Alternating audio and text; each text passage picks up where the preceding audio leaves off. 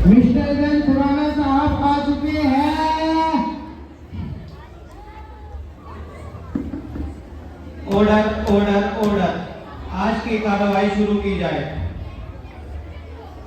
Milord साहब, आज का केस ये है कि कुछ दिनों पहले मदरसे के तालिबे शहजाद को गिरफ्तार किया गया था, जो आज भी पुलिस की हिरासत में है और उसके अहले खाना का दावा है कि ये इस जुर्म से बरी है। इसको गलत इल्जाम लगाकर फंसाया गया है। मुजरिम शहजाद और उसके वालिद को हाजिर किया जाए। मुस्लिम शहजाद और उसके वालिद हाजिर हो।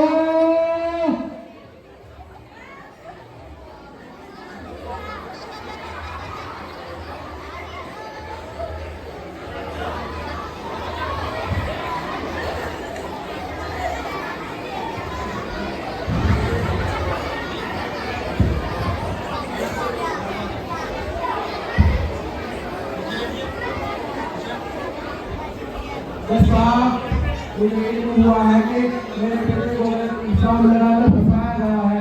हालांकि मेरा बेटा तो भी मशहूर है, वो तो मदरसे में पढ़ता है। उसका दहशत गर्दी से क्या ताल्लुक? जज साहब, मैं तो बहुत बुरा आदमी हूँ, बड़ी दूर से आया हूँ, आप प्लीज इसको बरी कर दीजिए। ऑर्डर ऑर्डर ऑर्डर, ये अदालत है, तुम्हारा घर नहीं कि जब आओ मुजरिम को छुड़ा कर ले जाओ। मुझे पता चला है कि मदरसे में जिहाद की ट्रेनिंग दी जाती है, देश के खिलाफ भड़काया जाता है, दहशतगर्दी और बगावत की तालीम दी जाती है। इसी में तुम्हारा बेटा भी शामिल है, इसलिए इसको गिरफ्तार किया गया है। जज साहब, आप कह रहे हैं कि मदरसे में जिहाद की ट्रेनिंग और दहशतगर्दी की तालीम दी जा रही है। अरे आपको मालूम नहीं, वहाँ तो प्यार मोहब्बत की तालीम दी जाती है। वहाँ तो ऐसे लोग पैदा होते हैं जिन्होंने अपने तन मन धन की बात लगाकर अंग्रेजों के जंगल से इस हिंदुस्तान को आजाद कराया था। इसकी वजह से हम और आप क्या विश्वास में रहे हैं, और आप कह रहे हैं कि मदरसों में जिहाद की ट्रेनिंग और दहशतगर्दी की तालीम दी जा रही है। आप कैसे कह सकते हैं कि मदरसे में प्यार मोहब्बत की तालीम दी जाती है और जंगे आज़ादी में मुसलमानों का हिस्सा है? जंगे आज़ादी में तो मुसलमानों का कहीं दूर दूर तक भी नामो निशान नहीं।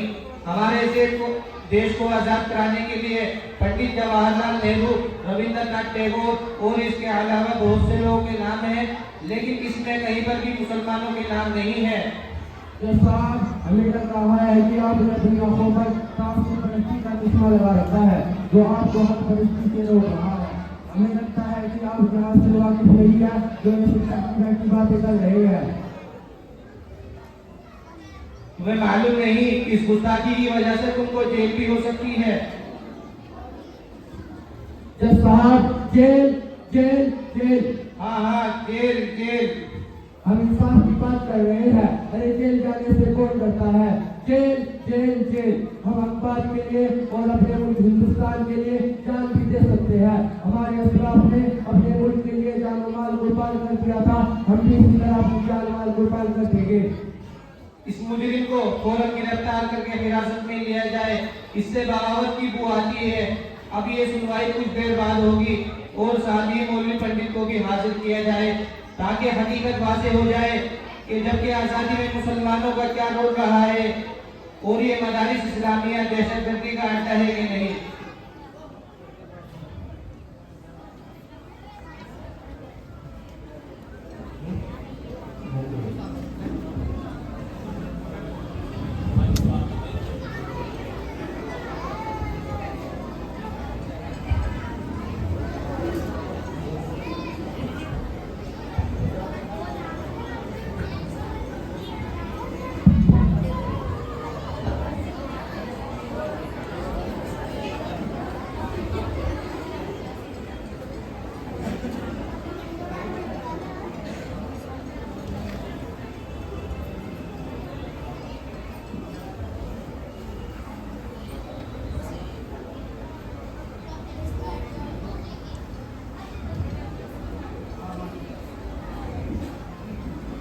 पंडित और मौलवी साहब हाजिर हो।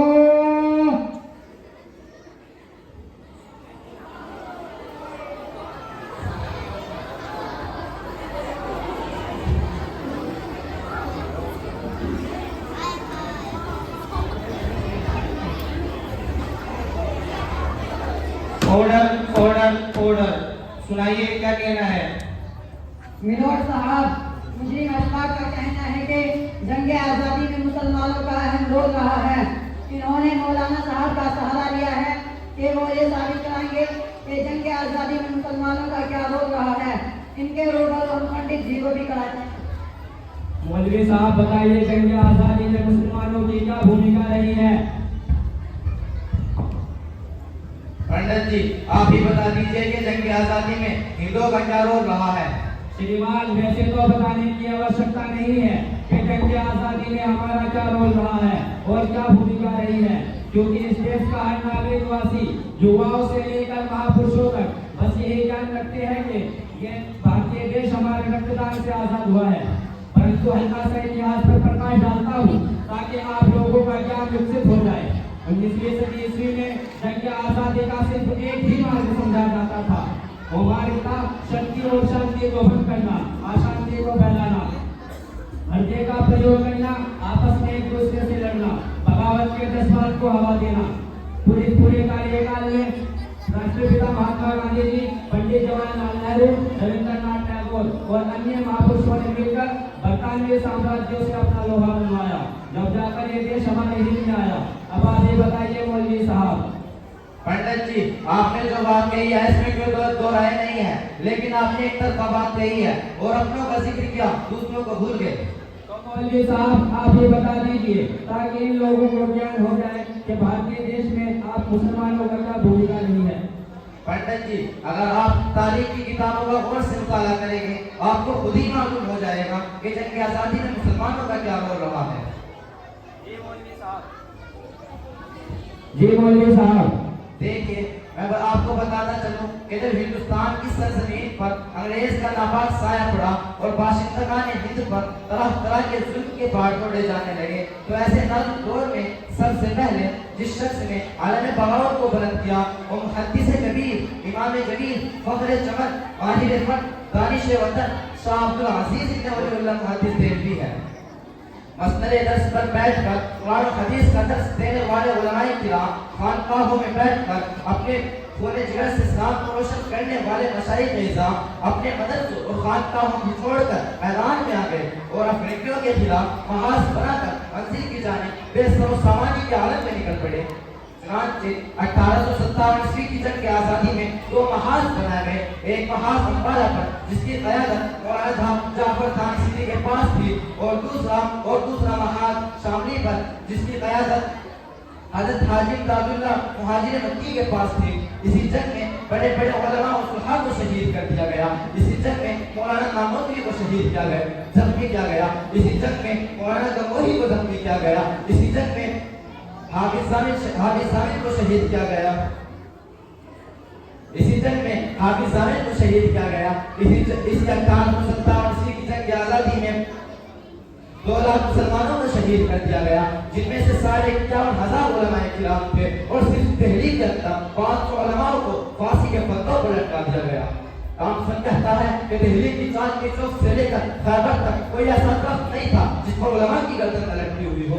थॉमसन कहता है कि उलमा के जिस्मों को तांबे से दागा गया। थॉमसन कहता है कि उलमा को हाथियों में खड़ा करके उनको दरख्तों से बांध कर हाथियों पर चला दिया गया। थॉमसन कहता है कि उलमा को स्वरों की खालों में बंद करके उनको चलते हुए कंदूरों में डाल दिया गया। थॉमसन कहता है कि दिल्ली की शाही मस्जिद जिसमें अंग्रेज ने फांसी का फंदा बनाया था उसमें एक दिन में 80 उलमा को फांसी दी जाती। थॉमसन कहता है कि दिल्ली की तैयारा भी जिसमें 80 उलमा को गोलियों में बंद करके डाल दिया जाता और उनको गोलियों में निशाना बनाया जाता। थॉमसन कहता है कि जब मैं दिल्ली में अपने खेमे में गया तो क्या देखता हूँ, क्या कंगाले दहक रहे हैं और 40 उलमाओं को अंगारों में डाल दिया गया और मेरे देखते ही देखते 40 और उलमाओं को बुलाया गया और उनके मेरे सामने कपड़े उतारे गए और अंग्रेज ने कहा मौलवियों जिस तरह 40 को भगा दिया इसी तरह तुमको भी भगा दिया जाएगा, सिर्फ तुम में से एक कह दे कि 1857 ईस्वी की जंग आजादी हम शरीक नहीं थे। थॉमसन कहता है मेरे पैदा करने वाले की कसम कोई भी आलिम ऐसा नहीं था, सारे के सारे आग में पक गए मगर किसी ने अंग्रेज के सामने सर नहीं झुकाया। ऑर्डर ऑर्डर करने से मालूम हुआ है कि जंग आज़ादी में मुसलमानों का अहम रोल रहा है। मौलाना के बयान और गवाहों और सबूतों को मद्देनजर रखते हुए हम मुजरिम की रिहाई का ऑर्डर देते हैं और साथ ही साथ इस पर भी रोशनी डाल देते हैं कि जिन मदारिस में हर दौर में मुल्क के लिए इतनी कुर्बानियाँ पेश की हैं, वो मदारिस इस्लामिया दहशतगर्दी करके नहीं हो सकते, उन्हें टेररिस्ट और आतंकवादी नहीं कहा जा सकता। ऑर्डर ऑर्डर ऑर्डर, अदालत की कार्रवाई खत्म की जाती है।